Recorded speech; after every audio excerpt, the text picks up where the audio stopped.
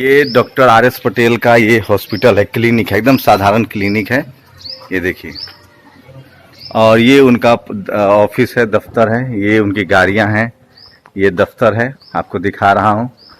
और ARS तमाम बहुजन समाज के जो युवा हैं वो कैसे सोशली कंट्रीब्यूट कर रहे हैं। एक सफल कैरियर है डॉक्टर आर.एस. पटेल का। खुद भी डॉक्टर है, पत्नी भी डॉक्टर है, उसके बाद भी जय संविधान उनका स्लोगन है, सरदार सेना चलाते हैं। और ये उनका ऑफिस का दफ्तर है। ये देखिए, ये जहाँ से संगठन चलता है, ये कैमरा दिखा रहा हूँ, ये देखिए, ये सरदार सेना, ये सरदार सेना है, इसका संगठन है। और ये देखिए, एक सफल कैरियर होने के बाद बहुजन समाज के उन लोगों को जो बाबा साहब कहते थे पे बैक टू सोसाइटी, उनको आगे आना पड़ेगा। और सरदार वल्लभ भाई पटेल, छत्रपति साहू जी महाराज, सरदार भगत सिंह, पेरियार, लल्लू यादव, बाबू जगजीवन प्रसाद कुशवाहा, सावित्रीबाई फुले, डॉक्टर राम मनोहर लोहिया, डॉक्टर भीमराव अम्बेडकर, तो वो तमाम बहुजन आइकॉन को उन्होंने समेटा है और आंदोलन को आगे बढ़ा रहे हैं। इसके अपने खतरे हैं जो उठा रहे हैं। डॉक्टर साहब, ये आपका सफल कैरियर था और अभी आप अखबार भी चला रहे हैं और सोशल मीडिया पर भी एक्टिव हैं। मीडिया पर भी एक्टिव हैं। जी जी। तो ये अखबार क्या क्या है, स्वरूप है? खबर विजन राष्ट्रीय हिंदी दैनिक अखबार है अपना, न्यूज़पेपर। पहले हम लोग मॉर्निंग में चलाते थे, चूंकि समय नहीं मिल पाने के कारण मैं समय नहीं दे पा रहा हूं, तो सांध्य दैनिक कर दिया। पिछले 2 सालों से न्यूज़पेपर अपना सांध्य दैनिक है। 3 साल हम लोग उसके पहले चलाए मॉर्निंग में, 5 साल हो गया अखबार को रन कराते हुए। हालांकि न्यूज़पेपर चलाना वर्तमान समय में बहुत बड़ा कठिन काम है। अपने अर्न का लगभग 30% हिस्सा न्यूज़पेपर के खर्चों में चला जाता है। लेकिन न्यूज़पेपर चलाने का सिर्फ उद्देश्य ये है, संगठन चलाने का सिर्फ उद्देश्य ये है कि हमारे लोगों का जो विचार है वो गोदी मीडिया छापती नहीं। जो मोदी मीडिया है वो बिल्कुल, वैसे गोदी मीडिया कहना गलत है, सीधे मोदी मीडिया में कहता हूं कि मोदी मीडिया हमारी विरोधी है। तो हमारे अपने बहुजन विचारधारा पर चलने वाले लोगों के लिए हमने अखबार खोला है और उस अखबार के संस्थान को लेकर के अखबार पूरे पूर्वांचल में रन कर रहा है। उसके माध्यम से अपने लोगों के विचार, वास्तविक विचार को हम समाज से आप किस तरह की मदद की उम्मीद कर रहे हैं? समाज से मदद का विशेष अगर कहें तो सिर्फ यह कि जो हमारे नेतृत्व करने वाले लोग हैं, जो नेता हैं, वो हमारे लोगों को संरक्षण दे। बहुजन समाज के कार्यकर्ताओं को बहुजन समाज के नेता संरक्षण नहीं दे पा रहे हैं, वो संरक्षण देने की जरूरत है। यही समाज से उम्मीद है। हमारा समाज तो हमेशा खड़ा है, लेकिन ये लोग खड़ा होकर के भी बहुजन समाज के लोगों को भरे बाहों में, आगोश में ले नहीं पा रहे हैं। ये हमारे नेताओं की कमी है। तो देखिए, एक सफल कैरियर था और इसीलिए मैं कह रहा हूं, ये लड़ाई ठेला वाला, रिक्शा वाला, खोमचा वाला नहीं लड़ेगा, क्योंकि उसको शिक्षा से वंचित रखा गया है। हम लोग उसकी लड़ाई, आंदोलन को इसलिए आगे बढ़ा रहे हैं कि उनकी जीवन में सुख समृद्धि आए, और इसीलिए हम चाहते हैं कि ये लड़ाई आगे बढ़े। और इसी को कहता हूं, बहुजन पढ़ेगा तभी आगे बढ़ेगा। गुलामी को काटने का एक ही मात्र तरीका है स्कूल कॉलेज। इसीलिए तक्षशिला, नालंदा, जो मैं आपको कल बता रहा था, जब भारत सोने की चिड़िया थी, जब भारत विश्व गुरु था, जब सम्राट अशोक का राज था, उसी को विश्व गुरु कहते हैं, उसी को सोने की चिड़िया कहते हैं। जब छत्रपति साहू जी महाराज का दौर था, और इसलिए 17-18 यूनिवर्सिटियां थी, जब फायान, हिंसांग, दुनिया के लोग पढ़ने आते थे, तक्षशिला, नालंदा, विक्रमशिला, उसी को खत्म किया गया।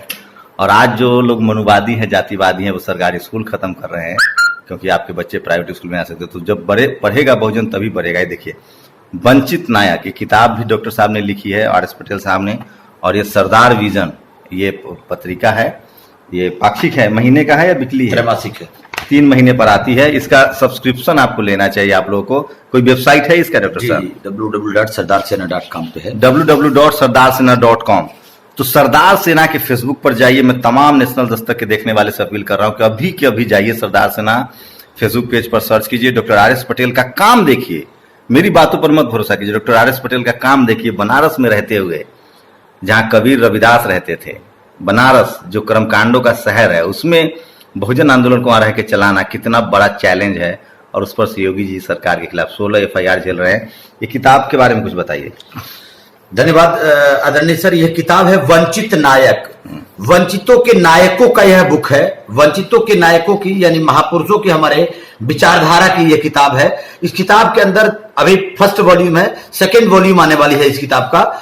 इसमें वंचित महापुरुषों के 10 महापुरुषों की संक्षिप्त जीवनी दिया गया है, 1, 2, 3, 4, 5 पेजों में।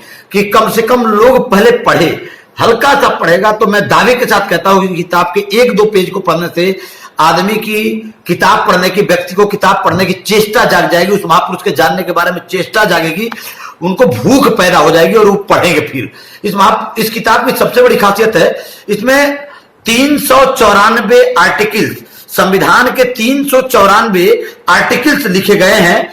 395-94 आर्टिकल्स का संक्षिप्त ज्ञान दिया गया है कि कौन से आर्टिकल्स में क्या है। संविधान को लोग पढ़ना चाहता है, लेकिन संविधान को इतनी मोटी किताब को देखते ही हमारे लोगों को बुखार चढ़ जाता है। तो सबसे पहले जानना जरूरी यह है कि संविधान के कौन से आर्टिकल्स में क्या है। तो इस पतली से किताब में यह दिया गया है कि 394 में यह है, 398 में यह है, 392 में यह है, 370 में यह है, 201 में यह है, 194 में यह है। पूरी तरीके से इसमें दिया गया है कि कहां क्या है। तो उद्देश्य किताब का सिर्फ यह है कि गांव गांव तक पहुंचाना संविधान की संक्षिप्त जानकारी, जिसको कह सकते हैं कॉन्स्टिट्यूशन जनरल लॉ। तो देखिए, डॉक्टर आर.एस. पटेल ओबीसी समाज से हैं और लगातार मैं हैरान हूं, परेशान हूं और मुझे इस बात का गुमान हो रहा है अब कि जो रास्ता मैंने चुना है उसके राहगीर 1-2 नहीं, लाखों करोड़ों लोग हैं इस देश में। जरूरत है इस मीडिया को मजबूत करने की, सोशल मीडिया को मजबूत करने की और एक दूसरे से जुड़ने की। मैं लगातार कोशिश कर रहा हूं कम से कम देश के बहुजनों को तो इकट्ठा कर पाऊं, एक प्लेटफॉर्म पे ला पाऊं। जिस तरह से आप लोग कहते हैं ना कि हमारे नेता एकजुट क्यों नहीं होते, आपको जरूरत है ऐसे तमाम आंदोलनकारियों को अगर हम एक साथ ला पाएं तो नेता तो अपने घुटनों के बल आके हमारे साथ जुड़ेंगे। इसलिए मैं कह रहा हूं, जिस समाज की सामाजिक जड़ें मजबूत होती हैं उसी समाज को राजनीतिक हिस्सेदारी भी मिलती है। आर.एस. पटेल उसी काम को आगे बढ़ा रहे हैं और ये सरदार विजन है और 3 महीने पे निकलती है। अगर आप यूपी के रहने वाले हैं या देश के कहीं भी रहने वाले हैं तो इसका वेबसाइट भी है, इस पर भी जाके आप बात कर सकते हैं और शानदार काम है। शुक्रिया डॉक्टर साहब कि मैं इससे वंचित था, मैं कई बार बनारस आया, मुलाकात नहीं हो पाई, लेकिन धीरे धीरे सोशल मीडिया के जरिए हम लोग जुड़ रहे हैं और मैं इसीलिए कह रहा हूं, जब तक पढ़ेगा नहीं भारत तब तक बढ़ेगा नहीं। और जो पढ़ा लिखा तबका है, जो खाता पीता तबका है, जो रसूखदार तबका है, उसको समाज के लिए नहीं तो कम से कम अपने आने वाले नस्लों के लिए सड़कों पर निकलना होगा, आवाज बननी पड़ेगी, संविधान को आगे बढ़ाना होगा। क्योंकि अगला खतरा किसी किसान के बेटे के, किसी मजदूर के बेटे को जातिवाद से नहीं है। पढ़े लिखे IAS IPS bureaucrats, doctor, engineer, जिनके बच्चे बड़े बड़े कॉलेज यूनिवर्सिटी में पहुंच रहे हैं, उनके बच्चे के साथ जातिवाद हो रहा है। इसलिए निकलिए घरों से, इस देश को बेहतर बनाइए, संविधान लागू करवाइए और अपने आने वाली नस्लों को भी सुरक्षित कीजिए। शुक्रिया सर हमसे बात करने के लिए, इतनी सारी जानकारी देने के लिए। लोगों को जो कॉलेज में है, यूनिवर्सिटी में है, जो बिजनेस में है, जो डॉक्टर है, इंजीनियर हैं, उनको आगे आके लड़ना पड़ेगा। क्योंकि डॉक्टर अम्बेडकर अगर विदेश से पढ़ के नहीं आते तो आंदोलन नहीं चला पाते। इसलिए जो बहुजन समाज का पढ़ा लिखा तबका घरों में बैठा हुआ, अगर उसको लगता है कि वो जातिवाद से बच जाएगा तो वो गलतफहमी में है। क्योंकि अब जो जातिवाद है वो गांव में नहीं है, वो मल्टी स्टोरीज बिल्डिंग में है, शहर में, मीडिया, जुडिशियरी, ब्यूरोक्रेसी, बिजनेस और सरकारी नौकरियों में है। और आपके बच्चे सुरक्षित नहीं रहेंगे, उनका एक लब की तरह अंगूठा काटा जाएगा, उनका नंबर काटा जाता है। इसलिए जरूरी है कि जो SC ST OBC माइनॉरिटी का पढ़ा लिखा तबका है, जो रसूखदार तबका है, जो खाता पीता तबका है, उसको अपने ठेला वाला, खोमचा वाला, किसान, मजदूर, गरीब की आवाज बननी पड़ेगी। और आर.एस. पटेल वही कर रहे हैं और तमाम संसाधनों के बाद सेक्रीफाइस करते हुए, वो जीवन को खतरे में डालते हुए बहुजन समाज की आवाज को आगे उठा रहे हैं। उम्मीद है जब तक बहुजन समाज की जो बहुजन आइकॉन हैं, उनकी वजह से उम्मीद है कि समाज ऐसे ही बढ़ता रहेगा, जुड़ता रहेगा। तो ये दिखा रहा था मैं आपको सरदार सेना बनारस से, उनका दफ्तर, उनका अखबार, उनके यूट्यूब चैनल पर जा सकते हैं, सरदार सेना के यूट्यूब चैनल पर उनका अखबार देख सकते हैं। और बहुजनों को एकजुट होना होगा और जो खाता पीता रसूखदार तबका है बहुजन का, उसको आगे आना पड़ेगा। तभी इस देश को मजबूत बनाया जा सकता है, तभी संविधान को पूरी तरह से लागू कराया जा सकता है। आप लोग भी अपनी प्रतिक्रिया जरूर दीजिए। शुक्रिया।